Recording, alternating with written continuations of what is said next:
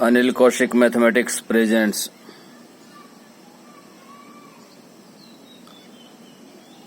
exercise 11.2.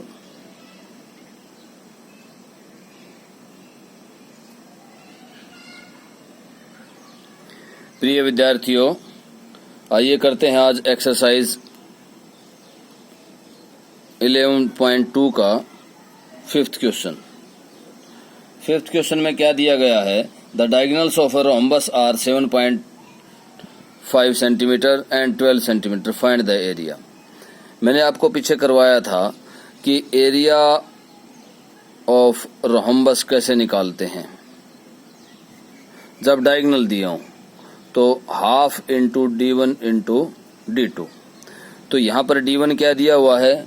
D1 दिया हुआ 7.5 centimetre, D2 क्या दिया हुआ है? 12 सेंटीमीटर।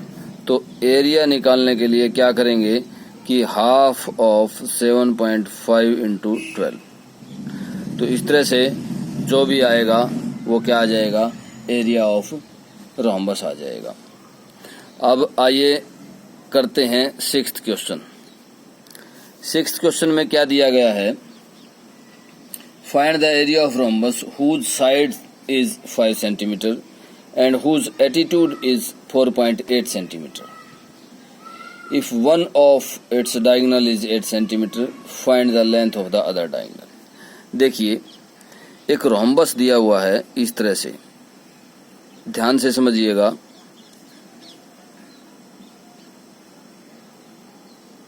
इस तरह से ये सभी क्या हैं? ये सभी 5 सेंटीमीटर हैं। ये एटीट्यूड दिया हुआ है।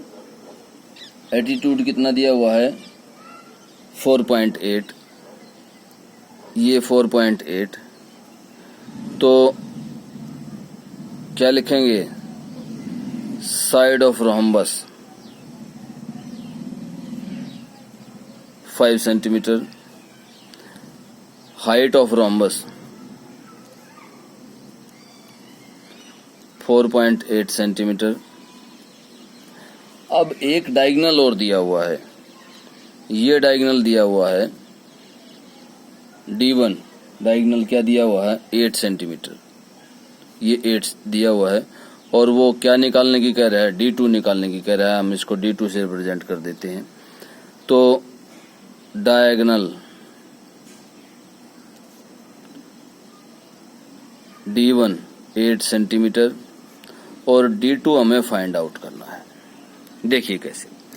अब हमें क्या करना है?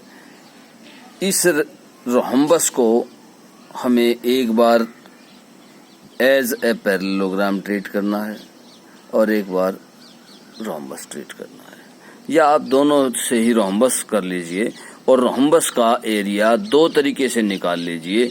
एक बार तो बेस इंटू हाइट करके और एक बार D1 इंटू D2 का हाफ।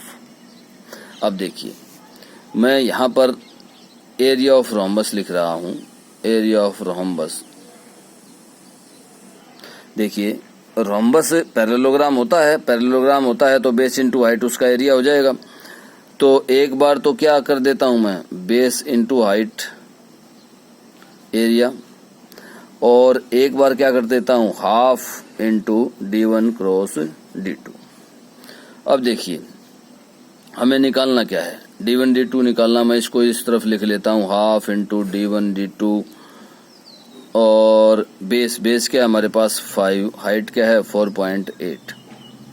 इसी तरह से हाफ या इंटू D1 क्या है हमारे पास? 8 है, और D2 ये आ जाएगा और ये आएगा 5 इंटू 4.8। अब यहाँ से D2 की अगर वैल्यू निकालेंगे यहाँ से, तो D2 के साथ जो भी है उसको उधर लेके जाएंगे, एज इक्वेशन ट्रीट करेंगे। तो 5 इंटू 4.8 और D2, ये 2 तो ऊपर चला जाएगा और 8 क्या आ जाएगा? नीचे आ जाएगा। तो इस तरह से ये हम 4 पे गया और ये 1.2 और कितना आ गया? 6। तो 6 सेंटीमीटर स्क्वायर नहीं, एरिया नहीं है, D2 है। D2 तो कितना आ गया? 6 सेंटीमीटर आ गई हमारे पास। और वो एरिया निकालने की भी कह रहा है, तो एरिया निकालोगे तो यहाँ से क्या आ जाएगा, इसी को गुणा कर देते हैं, या 6 इसमें रख दीजिए, फार्मूले में रख दीजिए, बात वही है। 6 को यहाँ रखो तो कि कितना आएगा, 24 आ जाएगा, और ये भी कितना आ जाएगा, 24 सेंटीमीटर स्क्वायर। तो इस तरह से हमारा 6th क्वेश्चन कंप्लीट होता है। फिर बता रहा हूँ कैसे करना है। सबसे पहले हमें ये देखना है कि 2 तरीके से हम एरिया कैसे निकाल पाएंगे, क्योंकि उसने दिया है, हाइट दी है, बेस दे दिया, साइड दे दी, बेस। तो एज ए पैरेललोग्राम, जैसे पर पैरेललोग्राम का फार्मूला होता है, क्योंकि every rhombus is also a parallelogram, तो हम parallelogram base into height formula लगा सकते हैं। तो इस तरह से ये ध्यान रखना है। और दूसरा तरीका इसका रोम्बस का एरिया निकालने का डायगोनल से क्या है कि half into D1 into D2, दोनों को इक्वल रख दीजिए, क्योंकि आना तो इस सेम फिगर का एरिया है।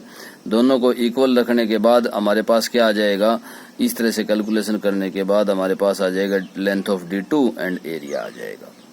तो इस तरह से आपको छठा क्वेश्चन करना है। अब आ जाइए 7th क्वेश्चन पर। 7th क्वेश्चन में क्या कहता है, the floor of a building consist of 3000 tiles. तो नंबर ऑफ टाइल्स कितनी हैं, 3000 tiles, 3000 tiles which are rhombus shaped and each of the diagonal is, इस तरह की हैं, इस तरह की रोम्बस के शेप की टाइल्स हैं, रोम्बस शेप्ड टाइल्स हैं, और रोम्बस शेप टाइल हैं। तो डायगोनल जो दिए गए हैं वो कितने दिए गए हैं, एक डायगोनल दिया है 45 सेंटीमीटर और दूसरा डायगोनल कितना दिया गया है, 30 centimetre. Find the total cost of polishing the floor if the cost per metre square is ₹4। और कॉस्ट क्या दी है, ये देखिए, कॉस्ट दी है ₹4 पर मीटर स्क्वायर। मीटर स्क्वायर के ऊपर उसने पॉलिशिंग का कॉस्ट दिया हुआ है, तो क्या निकालना है आपको, पहले पूरे फ्लोर का एरिया निकालना है। अब देखिए, अगर मैं इस एक टाइल का एरिया निकाल करके और 3000 से मल्टीप्लाई कर दूं तो पूरे फ्लोर का एरिया आ जाएगा। ध्यान से समझिए, देखिए फ्लोर में 3000 टाइल्स लगी हुई, 3000 टाइल्स लगी हैं फर्श में, और एक फर्श की जो टाइल है वो रोम्बस शेप्ड है। किस शेप की है, रोम्बस के शेप की है, रोम्बस शेप की है, और रोम्बस शेप की टाइल है। तो अगर इस एक टाइल का एरिया निकाल के मैं 3000 से गुणा कर दूं, 3000 से गुणा कर दूं, तो पूरे फर्श का एरिया आ जाएगा। तो निकालिए, चलिए, एरिया ऑफ वन टाइल क्या हो जाएगा, half D1 into D2 means half 30 into 45, ये कट जाएगा। और एरिया ऑफ वन टाइल क्या आएगा, देखिए, ये देखिए, ये एरिया आ गया हमारे पास 675 सेंटीमीटर स्क्वायर। लेकिन हमें जो कॉस्ट दी गई है, जो रेट दिया गया है, वो 4 पर मीटर स्क्वायर का दिया गया है। तो हमें या तो देखिए, या तो यहाँ पर जो डायगोनल्स की लेंथ दी गई है D1 और D2, इसके मीटर्स बना लीजिए आप, या फिर एरिया मीटर स्क्वायर में ले लीजिए। मीन्स एरिया अगर मीटर स्क्वायर में लोगे तो इसको कितने से भाग करोगे, इस तरह से भाग होगा, और यह आ जाएगा 0.0675 मीटर स्क्वायर। तो इस तरह से ये एरिया आ जाएगा। ये 2 बार हमें 100 से डिवाइड क्यों करना पड़ा, क्योंकि देखिए ये 30 सेंटीमीटर है, 30 सेंटीमीटर के मीटर बनाओगे तो 100 से डिवाइड करोगे, 45 सेंटीमीटर के मीटर बनाओगे तो भी 100 से डिवाइड करोगे। तो नीचे दोनों में कितना आ जाएगा, 10,000 अगर एरिया है तो उसको 10,000 से डिवाइड करना पड़ेगा, तब जाकर वो सेंटीमीटर से मीटर बनेंगे। अब हमारे पास क्या आ गया, एक वन टाइल का एरिया आ गया, तो कितने से गुणा कर दें, 3000 से। तो क्या लिखोगे, एरिया ऑफ फ्लोर, कि फ्लोर का एरिया क्या निकलेगा कि 3000 इंटू 0.0675। इस तरह से इनकी गुणा करेंगे तो हमारे पास एरिया ऑफ फ्लोर आ जाएगा। तो ये देखिए क्या आएगा, इन दोनों की गुणा आ जाएगी ये, और कितने के बाद जब 3 जीरोज हैं तो पॉइंट कहाँ खिसक जाएगा, यहाँ पर चला जाएगा, और यहाँ पर जाने के बाद पॉइंट यहाँ आ जाएगा, और ये एरिया आ गया हमारे पास, एरिया ऑफ फ्लोर इतने मीटर स्क्वायर। अब वो क्या कहता है कि टोटल कॉस्ट निकालो, कि टोटल कॉस्ट ऑफ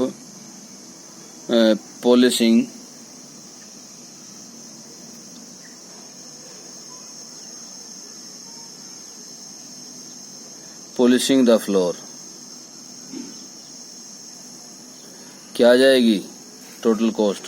इसको हम जो एरिया आया है हमारे पास उसको कितने से गुणा कर देंगे, ₹4 से गुणा कर देंगे, और वो कितना आ जाएगा, 0 और 0, 1 और 8, और इसके बाद तो कितना आएगा, ₹810। तो इस तरह से 7th क्वेश्चन होगा।